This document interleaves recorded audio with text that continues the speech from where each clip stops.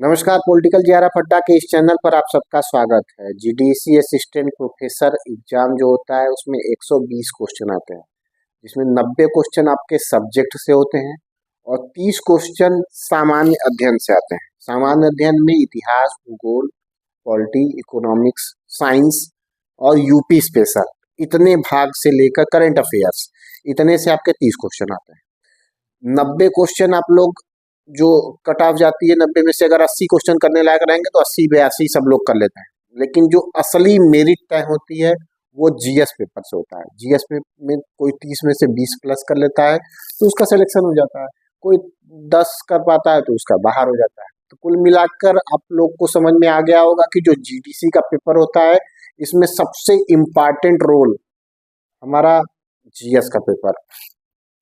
तो जीएस के पेपर की तैयारी के लिए आप लोगों को ज़्यादा इधर उधर भटकना नहीं है। हमने एक नया कोर्स शुरू करने का निश्चय किया है, जिसमें आप लोगों को पूरा ऑब्जेक्टिव क्वेश्चन बताया जाएगा।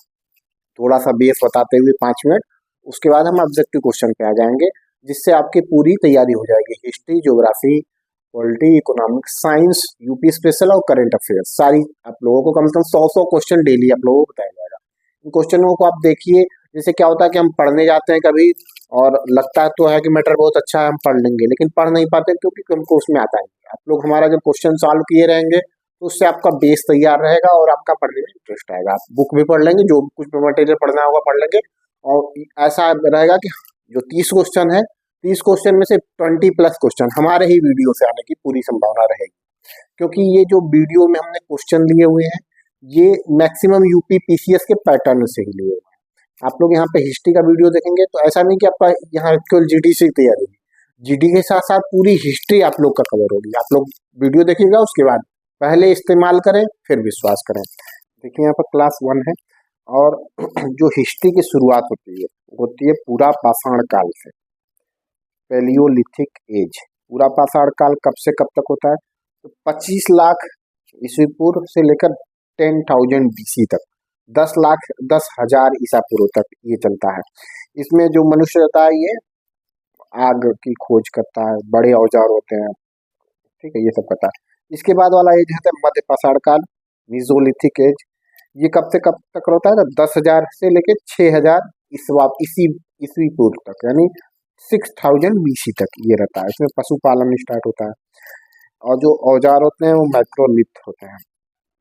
नौ पाषाण काल, न्यूलिथिक एज, देखिए कब से कब है? 6,000 बीसी से लेके 1,000 बीसी तक, यानी 6,000 से लेकर 1,000 ईसा पूर्व तक। इसमें कृषि वगैरह शुरू होती है। भीमबेटका देखिए एमपी में एक जगह है, चित्रकाली के लिए प्रसिद्ध है। मेहरगढ़ कृषि पशुपालन के लिए प्रसिद्ध है। भूजहोम जो है जम्मू कश्मीर में पड़ता है, गर्तावास के लिए प्रसिद्ध है। सिंधु घाटी सभ्यता देखिए कब से कब तक है? 2500 बीसी से लेकर 1750 1750 बीसी तक ये चलता है। 2500 ईसा पूर्व से लेकर कब तक? 1750 ईसा पूर्व तक ये चलता है। इसमें जो नगरी सभ्यता रहती है, नगरी सभ्यता होने से मतलब ये है कि सब घर व्यवस्थित बने होते हैं, समकोण पर एक दूसरे को 90 डिग्री पे काटते हैं। कुछ जगह लोअर टाउन होता है और कुछ अपर टाउन होते हैं, दुर्ग होते हैं, सिटीज होते हैं। मोहनजोदड़ो, हड़प्पा, लोथल। लोथल कहाँ पड़ता है? अपने गुजरात में पड़ता है। ये क्षेत्र देख लीजिए कहाँ पर सिंधु घाटी सभ्यता हुई है। तो ये पाकिस्तान और भारत का जो राजस्थान, गुजरात, उत्तर प्रदेश का आलमगीरपुर, मांडा, ठीक है, ये सब धौलावीरा, तो ये पड़ते हैं। ठीक है, इसका पतन कैसे हुआ? बाढ़, जलवायु परिवर्तन कैसे हुआ? वैदिक पीरियड देखिए, वैदिक एज कब से कब तक है? तो ऋग्वैदिक जो पीरियड है वो 1500 से 1000 बीसी और उत्तर वैदिक 1000 से 600 बीसी। हम 600 बीसी के बाद कहाँ जाएंगे?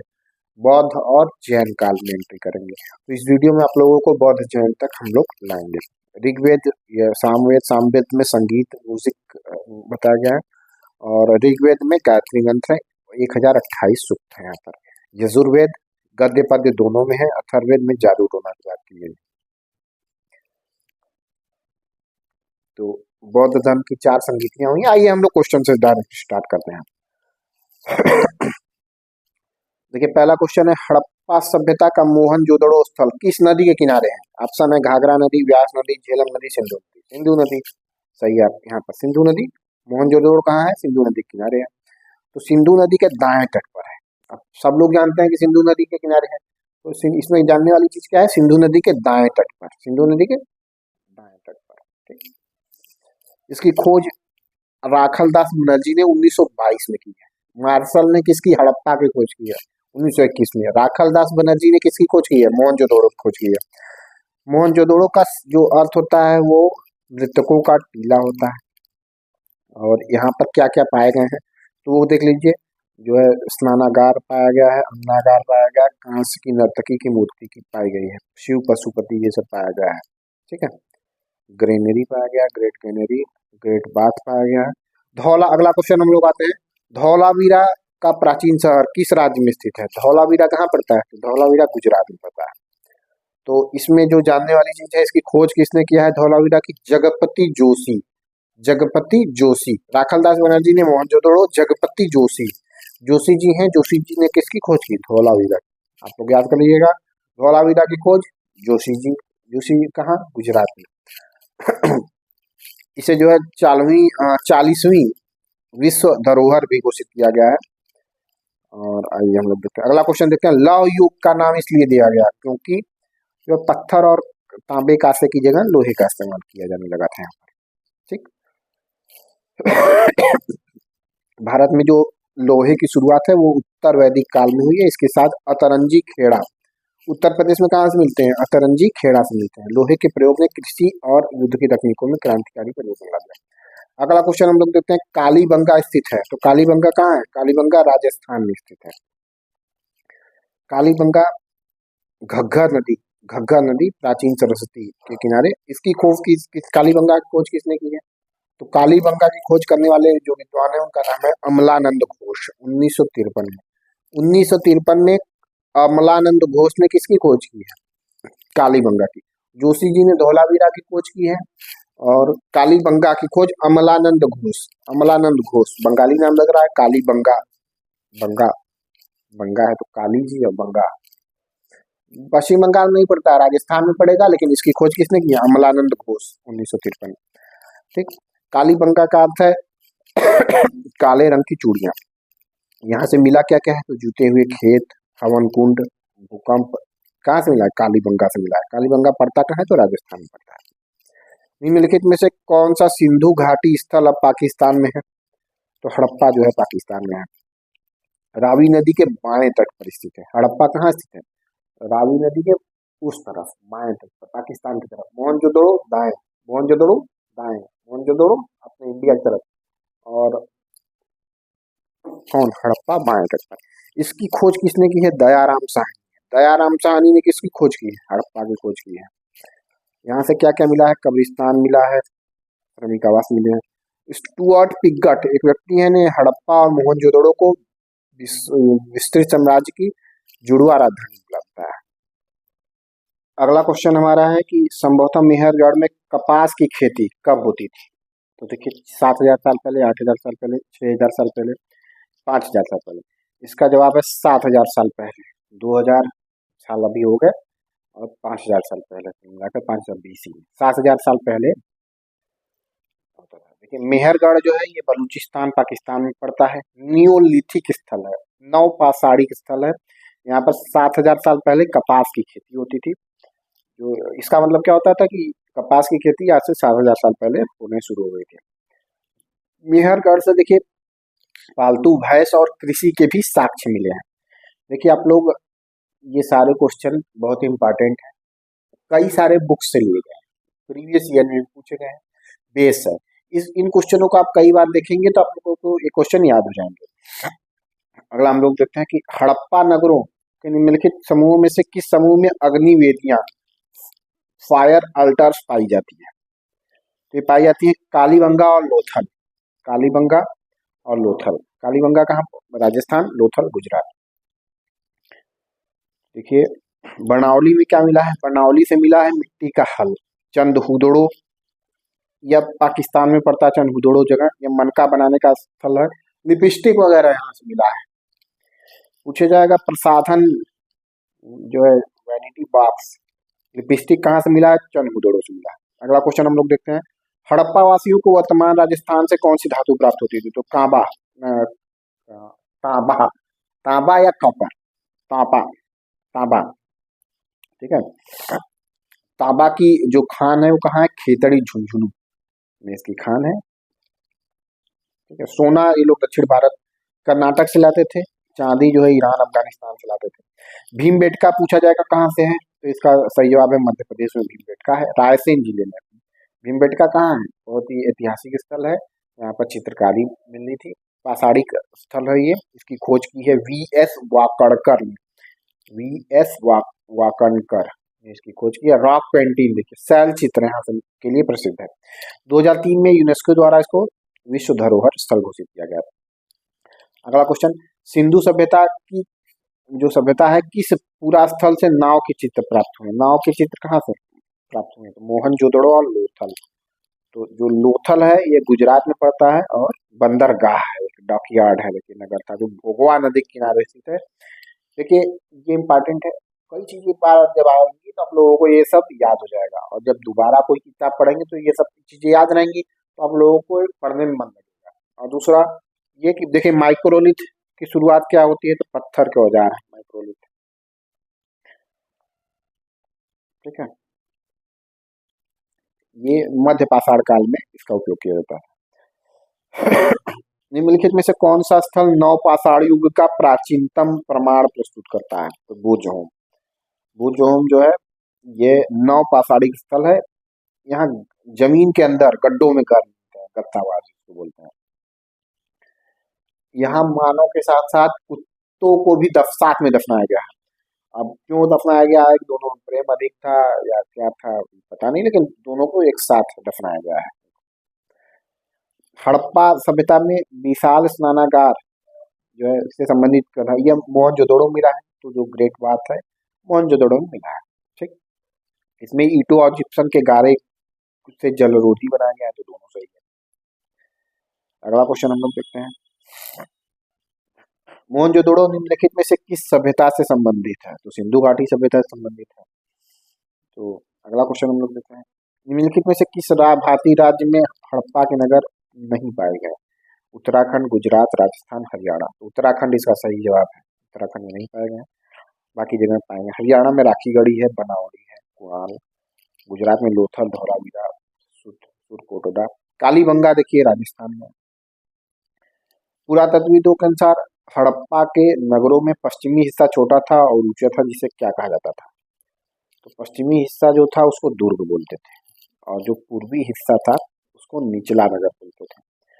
देखिए पश्चिमी जो था वो ऊंचाई पर होता था, पश्चिम में जो था वो ऊंचाई पर होता था, और उसको दुर्ग बोलते थे, ठीक है। और जो पूर्वी टीला था ये निचला नगर बोला जाता था, जहाँ सामान्य जनता रहती थी। पूर्व पूरब जहाँ से सूरज निकलता है वहाँ सामान्य जनता को रख दिया गया है, ठीक। और पश्चिम जहाँ पर सूर्य अस्त होता है वहां पर वो ऊंचाई वाला इलाका था, वहां कौन रहता था, वहां पर दुर्ग होता था, शासक वर्ग रहते थे, सूर्य अस्त, और उसके बाद दारू वगैरह के लोग पीते थे, शासक वर्ग वाले।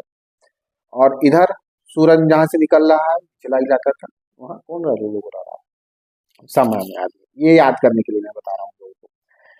हड़प्पा की अधिकांश मुहरें किस पदार्थ से बनी होती थी, तो सेलखड़ी से बनती थी। हड़प्पा कालीन जो मुहरें होती थी वो सेलखड़ी धातु है इससे बनती थी। नमक पत्थर, सेलखड़ी पत्थर से बनती थी।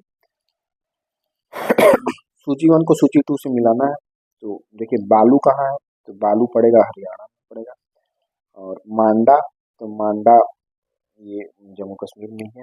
पादरी, तो पादरी जो है गुजरात में है। हुलास, हुलास उत्तर प्रदेश में है। मांडा कहाँ है, हरियाणा में। मांडा बालू, बालू हरियाणा में, बालू हरियाणा है। मांडा जम्मू कश्मीर, मांडा जम्मू कश्मीर, चिनाब नदी के किनारे है। निम्नलिखित में से कौन सा हड़प्पा स्थल अफगानिस्तान में है, तो सोतु गई, ये जो स्थल है ये कहाँ है, ये सोतु गई जो स्थल है सभ्यता का सबसे उत्तरी स्थल है, ठीक है। अगला क्वेश्चन, निम्नलिखित में से किन स्थानों से मध्य पाषाण काल में पशुपालन के प्रमाण मिलते हैं, तो पशुपालन के प्रमाण जो है बागोर से मिलते हैं। बागोर कहाँ पड़ता है, तो राजस्थान में पड़ता है। आदमगढ़ कहाँ पड़ता है, मध्य प्रदेश में पड़ता है। बागोर जो है भीलवाड़ा जिले में कुठारी नदी के किनारे स्थित है। बागोर का उत्खनन किसने किया है? तो वीएन मिश्र ने किया है। भारत में सबसे पहले खोजा गया शहर कौन सा है? बहुत इंपॉर्टेंट, हड़प्पा। 1921 में खोजा गया है इसको, हड़प्पा को, सिंधु घाटी सभ्यता का जो शहर है उसको खोजा गया है। लेकिन में से कौन सा एक हड़प्पा का बंदरगाह है? तो लोथल जो है ये हड़प्पा का बंदरगाह नगर है।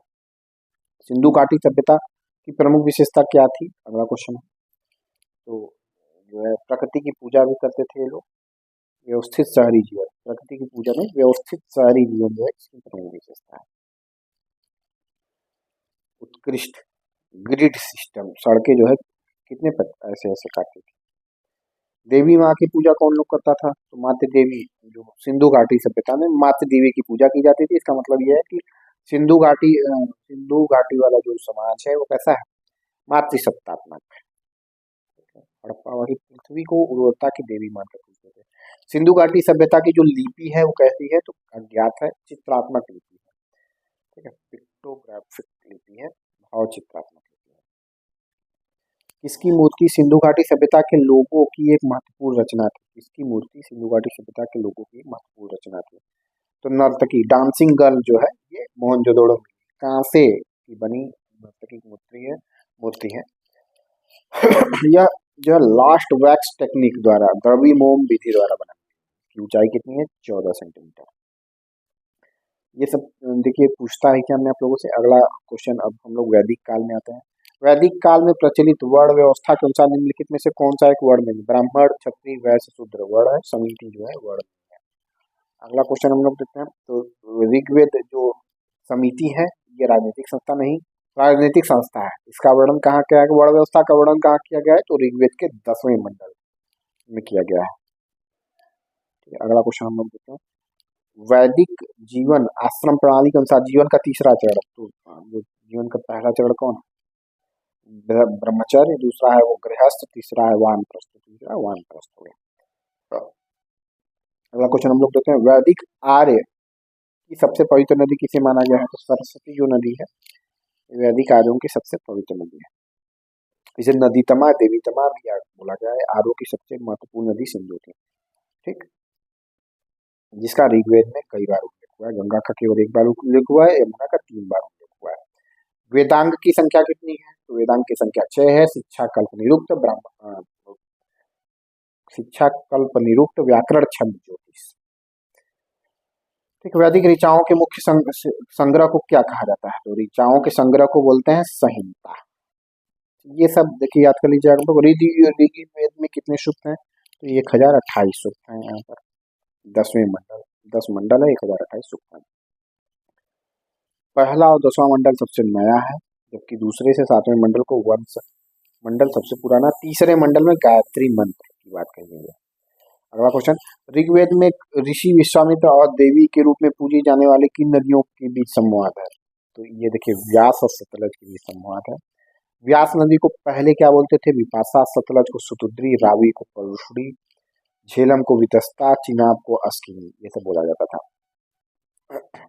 वैदिक कालीन प्रशासन में भागदूह कौन अधिकारी होता था? तो भागदूह जो होता था वो रेवेन्यू टैक्स कलेक्टर होता था।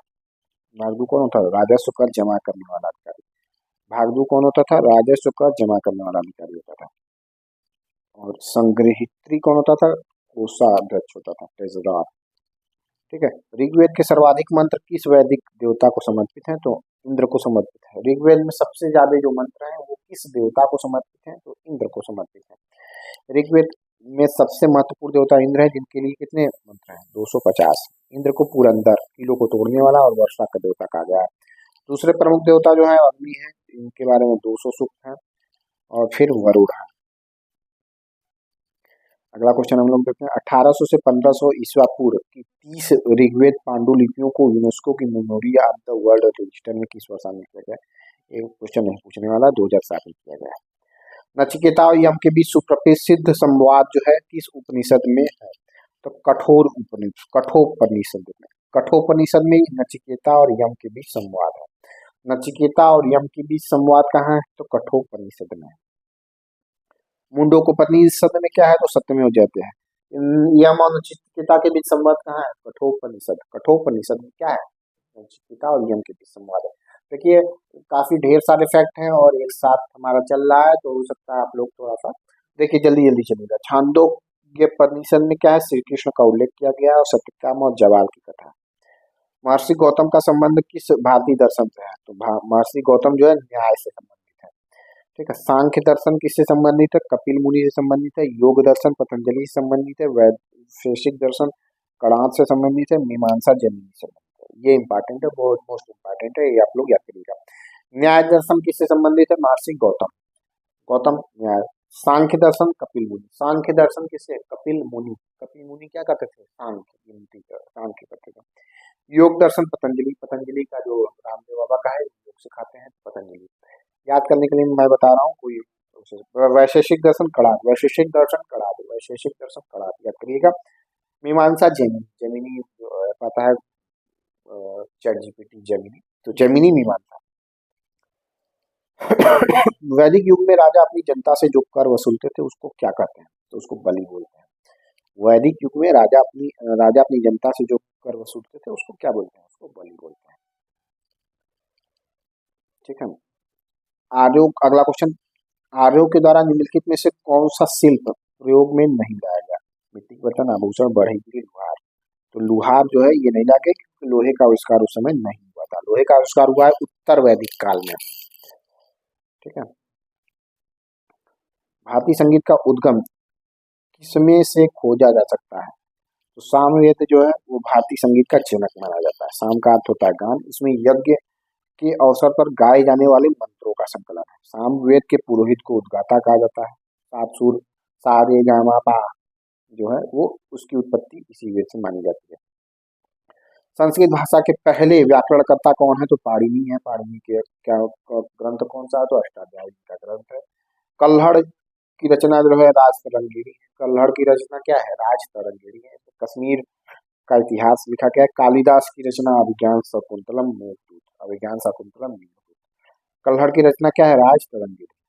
जादू टोना कर्मकांड किससे से संबंधित है, तो अथर्ववेद से संबंधित है। सामवेद में क्या है, सामवेद में गाना वगैरह है। यजुर्वेद में क्या है, तो यजुर्वेद में यज्ञ की विधियां वगैरह है। ऋग्वेद में देवताओं की स्तुति। अब आइए जैन और बौद्ध धर्म से कुछ क्वेश्चन देख लेते हैं। तो जैन धर्म को सबसे महत्वपूर्ण आधारभूत सिद्धांत क्या माना जाता है, तो अहिंसा, कर्म, अहिंसा, विराग, निष्ठा, तो इसमें से अहिंसा सही है। महावीर स्वामी ने 5 महाव्रत बताया, सत्य, अहिंसा, अस्तेय, अपरिग्रह, ब्रह्मचर्य। ब्रह्मचर्य महावीर ने जोड़ा है, बाकी जो थे वो पार्श्वनाथ। गौतम बुद्ध के जीवन काल के दौरान कितनी महान शक्तियां, महान जनपद थे, तो 16 महाजनपद थे। अंगुत्तर निकाय और जैन बौद्ध ग्रंथ, अंगुत्तर निकाय, जैन ग्रंथ भगवती सूत्र में 16 महाजनपदों का उल्लेख है। मगध जो है सबसे महा शक्तिशाली जनपद था। वज्जी और मल्ल में गणतंत्रात्मक व्यवस्था थी, बाकी में राजतंत्रात्मक थी। बौद्ध ग्रंथ में त्रिरत्न का क्या अभिप्राय है, त्रिरत्न का बुद्ध, धम्म और संघ, बुद्ध, धम्म और संघ। ठीक है। बुद्ध जागृत ज्ञानी, धम्म शिक्षाएं, संघ भिक्षुओं का संगठन। गौतम बुद्ध ने अपना पहला उपदेश कहाँ दिया, तो सारनाथ में दिया। ठीक है। इस घटना को क्या बोलते हैं, धर्म चक्र प्रवर्तन। जो गौतम बुद्ध ने अपना पहला उपदेश दिया उसको बोलते हैं धर्म चक्र प्रवर्तन। उन्होंने अपने उपदेश पाली भाषा में दिए हैं। सर्वाधिक उपदेश श्रावस्ती में दिया है। एशिया का ज्योतिर्पुंज, लाइट ऑफ एशिया किसको बोला जाता है, तो गौतम बुद्ध को बोला जाता है। एडविन अर्नाल्ड ने इस पर एक पुस्तक लिखी है जो बौद्ध ग्रंथ ललित विस्तार पर आधारित है। मिलिंद पन्हो कौन है, तो मिलिंद पन्हो जो है बौद्ध ग्रंथ है। ठीक है। महावीर स्वामी का प्रथम शिष्य कौन था, तो जमाली। इनका जो प्रथम शिष्य जमाली था, ये इनका दामाद था। दर्शना इनकी बेटी का नाम था, उसका पति था। त्रिपिटक ग्रंथ किससे संबंधित है, जैन धर्म से, बौद्ध धर्म से, तो बौद्ध धर्म से संबंधित है त्रिपिटक। ठीक है। इसमें कौन कौन से हैं, तो सुत्त पिटक, विनय पिटक, अभिधम्म पिटक। बहुत इंपॉर्टेंट है। सुत्त पिटक में क्या है, बुद्ध के उपदेश, बुद्ध के उपदेश क्या है, सुत्त पिटक। विनय पिटक में क्या है, आचरण के नियम। अभिधम्म पिटक में क्या है, अभिधम्म पिटक, धम्म है तो बौद्ध दर्शन, अभिधम्म पिटक बौद्ध दर्शन। विनय पिटक में क्या है, आचरण के नियम है। उपदेश कहाँ है, सुत्त पिटक में। सुत्त पिटक में क्या है, उपदेश है, भिक्षुओं के नियम है, आचरण के नियम है विनय पिटक में। और अभिधम्म पिटक में क्या है, बौद्ध दर्शन। अभिधम्म, धम्म मतलब दर्शन, अब धम्म मतलब दर्शन। सुत्त पिटक मतलब उपदेश, सुत्त पिटक, सो के उपदेश देते थे, सुत्त पिटक, याद करने के लिए बता रहे हैं आपको, ऐसा कोई विचार नहीं। निम्नलिखित में से किस हड़प्पा कालीन स्थल से जुते हुए खेत के साथ मिले हैं? चनहुदोड़ो से मिला, कालीबंगा से मिला। जुते हुए खेत कहाँ से मिले हैं? कालीबंगा से मिला। कालीबंगा राजस्थान में एक जगह है जहाँ पर दो फसल उगाने के भी प्रमाण मिला है। एक बार फिर से कुछ क्वेश्चन रह गए थे, या दूसरा वीडियो में हम बताने वाले थे, लेकिन इसको इससे बता रहे हैं। तो आइए फिर से, हड़प्पा सभ्यता की जो जल निकासी व्यवस्था के बारे में क्या, घरों का पानी बहकर सड़कों की नालियों में आता था, नालियां प्राय ढकी हुई होती थी और मेन होल बने होते थे। तो देखिए दोनों सही हैं। प्राचीन भारतीय इतिहास के किस काल में मिट्टी के बर्तनों का सबसे पहले पता लगाया गया? तो ये पता लगाया गया था आप लोग का नवपाषाण काल में, नियोलिथिक एज में। ठीक है, कुम्हार का चक। हड़प्पा के लोग सोना कहाँ से लाते थे? तो कर्नाटक से लाते थे, हमने अभी बताया आप लोगों को। और निम्नलिखित में से किस सभ्यता से संबंधित कौन सा केंद्र उत्तर प्रदेश में है? तो आलमगीरपुर और हुलास। आलमगीरपुर और हुलास जो है, आलमगीरपुर कहाँ है? तो मेरठ में है, नदी के किनारे सबसे पूर्वी स्थल है। हुलास कहाँ है? सहारनपुर में है। सनोली भी एक प्रमुख स्थल है। हड़प्पावासी किस वस्तु के उत्पादन में अग्रणी थे? मुद्रा, कांसे के औजार, कपास, जौ। तो कपास में जो है हड़प्पावासी अग्रणी थे, कपास के उत्पादन में। सिंधु सभ्यता के लोगों का मकान प्राय बना होता था, तो पक्की ईंटों से बना होता था। ठीक है, पक्की ईंटों से बनाता था। ईंटों का जो अनुपात होता था वो कितना होता था? 4 2 संबंधित 1, लंबाई, चौड़ाई, मोटाई। कालीबंगा में अलंकीकृत ईंटों का प्रयोग किया गया है। देखिए जल्दी जल्दी थोड़ा बता रहे हैं क्योंकि क्या है कि टाइम नहीं रहता है आप लोगों को, तो आप लोग वीडियो को स्किप कर देते हैं, इसीलिए आप लोगों को कम समय में हम आपको 100 से अधिक क्वेश्चन देने का प्रयास कर रहे हैं, इसीलिए जल्दी थोड़ा सा कर रहे हैं। सिंधु घाटी और आज के हिंदू धर्म के बीच जैविक संबंध किस पूजा से साबित होता था?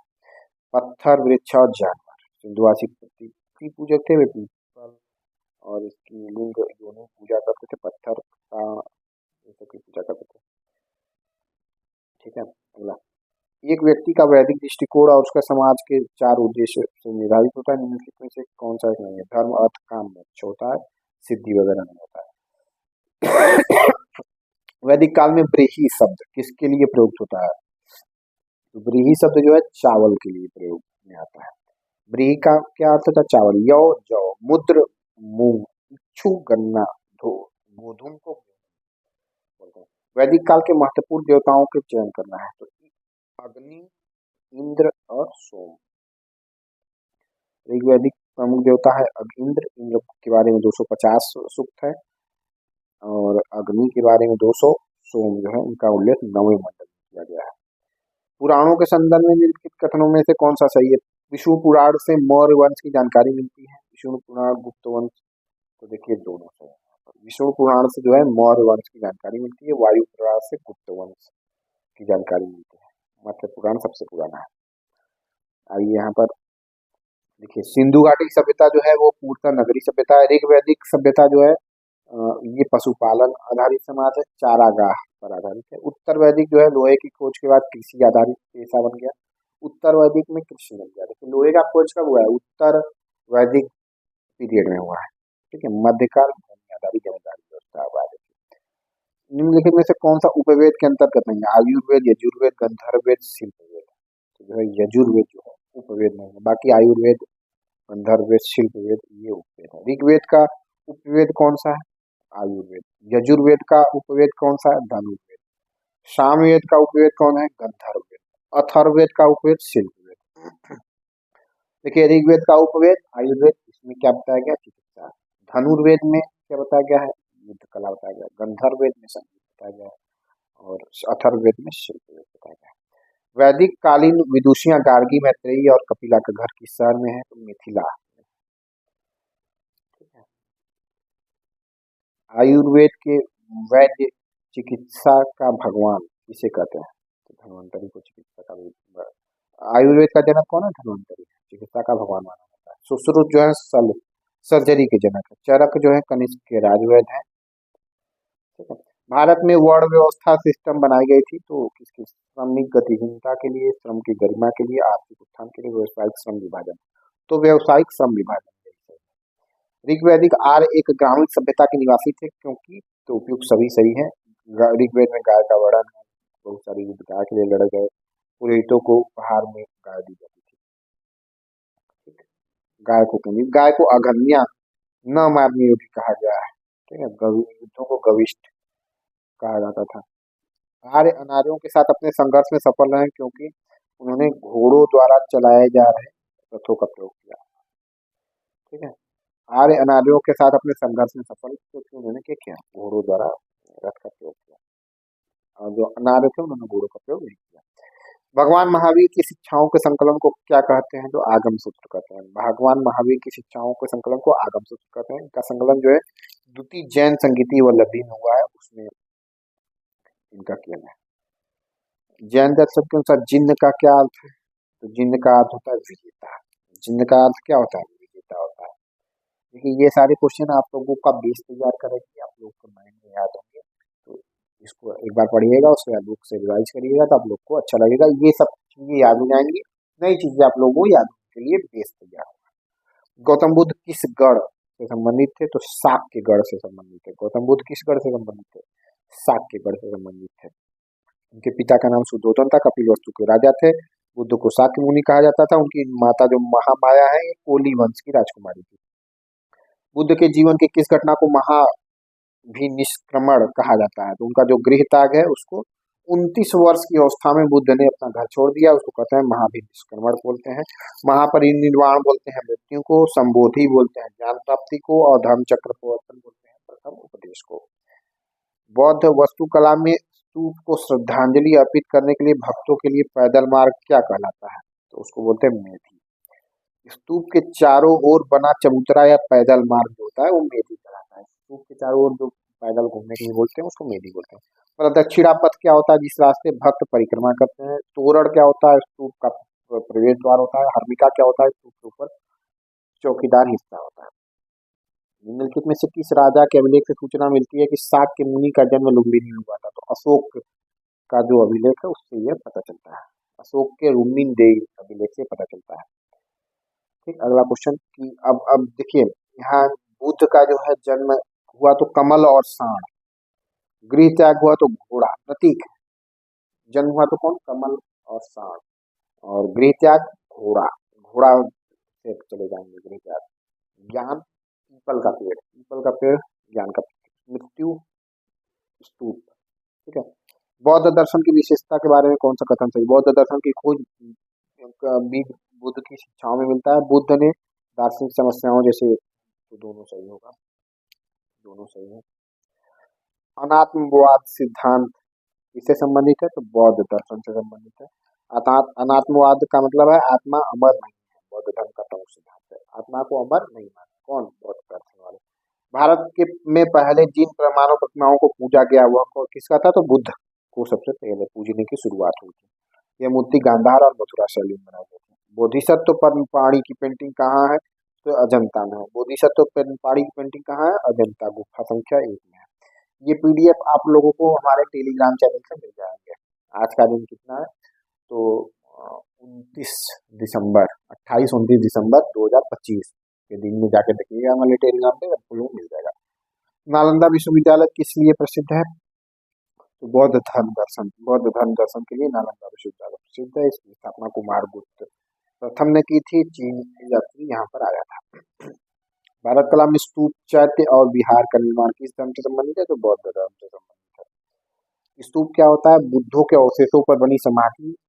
चैत्य क्या होता है, बौद्धों का पूजा स्थल। और विहार क्या होता है, निवास स्थल।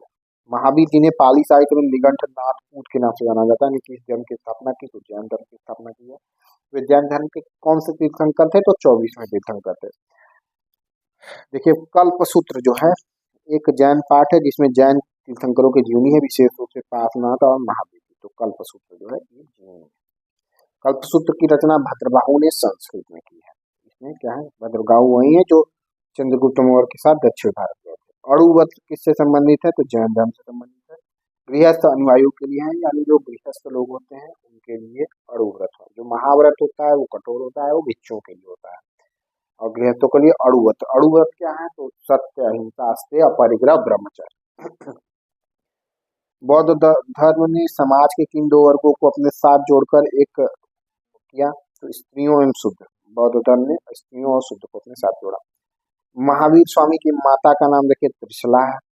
त्रिशला जो है ये लिच्छवी वंश की शासक चेतक की बहन है। पत्नी का नाम इनकी यशोदा है। पुत्री जो है अनुजा या प्रियदर्शना है। बुद्ध की माता महामाया और पत्नी यशोधरा थी। ठीक है, बुद्ध की माया कौन है? महामाया और पत्नी यशोधरा। वैशाख पूर्णिमा का दिन महत्व रखता है क्योंकि इसी दिन बुद्ध का जन्म हुआ था, बुद्ध की मृत्यु हुई थी, ज्ञान प्राप्त हुआ था। ठीक है, निम्नलिखित में से कौन सा जैन मतों का त्रिरत्न नहीं है? तो सम्यक दर्शन, सम्यक ज्ञान, सम्यक दृष्टि, सम्यक चरित्र। सम्यक दर्शन, सम्यक ज्ञान, सम्यक चरित्र, ये जो है त्रिरत्न। सम्यक दृष्टि नहीं, सम्यक दृष्टि नहीं है, सम्यक दर्शन, सम्यक ज्ञान, सम्यक चरित्र है। ठीक। बौद्ध मतों के अष्टांगिक मार्ग में निम्नलिखित में से क्या शामिल नहीं है? तो अष्टांगिक मार्ग में देखिए सम्यक इच्छा शामिल नहीं है, बाकी सम्यक वचन, सम्यक व्यायाम, सम्यक कर्म शामिल है। 8 अंग है देखिए अष्टांगिक। सम्यक दृष्टि, सम्यक वाक, कर्मांत, आजीव, व्यायाम, स्मृति, समाधि। भारत का वह शासक जिसने अपने अंतिम दिनों में जैन धर्म को अपना लिया तो चंद्रगुप्त मौर्य। वे भद्रवाहों के साथ श्रवणकोला कर्नाटक चले गए थे और वहां सल्लेखना द्वारा अपना जान दिए थे। उस राज्य का नाम बताइए जिसने पहली बार युद्ध में हाथियों का इस्तेमाल किया? तो मगध राज्य ने पहली बार हाथियों का प्रयोग किया था। बौद्ध धर्म में धर्मचक्र प्रवर्तन क्या है? तो बुद्ध का प्रथम उपदेश जो है वो धर्मचक्र प्रवर्तन है। कहाँ दिए थे? तो सारनाथ। स्यादवाद किस धर्म से संबंधित है? तो जैन धर्म से संबंधित है। स्यादवाद मानता है कि एक सत्य के कई पहलू होते हैं। किस वेद में सभा और समिति को प्रजापति की दो पुत्रियां कहा गया? तो अथर्व वेद में जो सभा और समिति को प्रजापति की दो पुत्रियां कहा गया है। ऋग्वेद के किस मंडल में शूद्र शब्द का उल्लेख किया गया है? तो 10वें मंडल में पहली बार उल्लेख किया गया है। ऋग्वेद के 10वें मंडल में पुरुष सूक्त में ब्राह्मण, क्षत्रिय, वैश्य शूद्र का उल्लेख किया। सप्तमें हो जाते किस उपनिषद से लिया गया? तो मुंडकोपनिषद से लिया गया। बुद्ध के गृह त्याग का प्रतीक क्या है? बुद्ध के गृह त्याग का प्रतीक घोड़ा। घोड़ा से हम तो चले जाएंगे। कमल जन्म का प्रतीक है। ठीक है। और चक्र जो है प्रथम उपदेश, चक्र मतलब प्रथम उपदेश का प्रतीक है। स्तूप जो है मृत्यु का प्रतीक है। हड़प्पा सभ्यता में गोदीवाड़ा डॉकयार्ड का साक्ष्य कहाँ से मिला? लोथल से मिला है। ठीक है। वैदिक काल में अघन्या गाय के लिए प्रयोग हुआ है। ठीक है। जैन धर्म के 23वें तीर्थंकर कौन थे? तो पार्श्वनाथ थे। 24वें कौन है? महावीर। 23वें कौन है? पार्श्वनाथ। 4 महाव्रत दिए थे, सत्यनिष्ठा, अस्तेय, परिग्रह। प्रथम कौन थे? तो ऋषभदेव, पार्श्व आदिनाथ। सिकंदर के आत्महत्या में मदकत का सर्च कौन था? तो घनानंद इसका साथ था। गायत्री मंत्र की रचना किसने की है? तो विश्वामित्र ने की है। तो बौद्ध धर्म की महायान शाखा का औपचारिक उदय किसके शासनकाल में हुआ? तो कनिष्क के शासनकाल में हुआ। हड़प्पा सभ्यता में मनके बनाने का कारखाना कहाँ है? तो लोथल और चंदोड़ो में है। दोनों जगह मनके, चंदोड़ो से लिपस्टिक वगैरह भी मिला है। लेकिन कौन सा वेद गद्य पद्य दोनों में है? तो यजुर्वेद जो है गद्य पद्य दोनों में लिखा गया है। कृष्ण यजुर्वेद और शुक्ल यजुर्वेद। 16 महाजनपद और दक्षिण भारत में एकमात्र महाजनपद कौन सा है? तो अश्मक। ठीक है। वीडियो देखने के लिए बहुत बहुत धन्यवाद। अगला पार्ट भी जरूर देखिएगा, तैयारी अच्छे से हो जाए।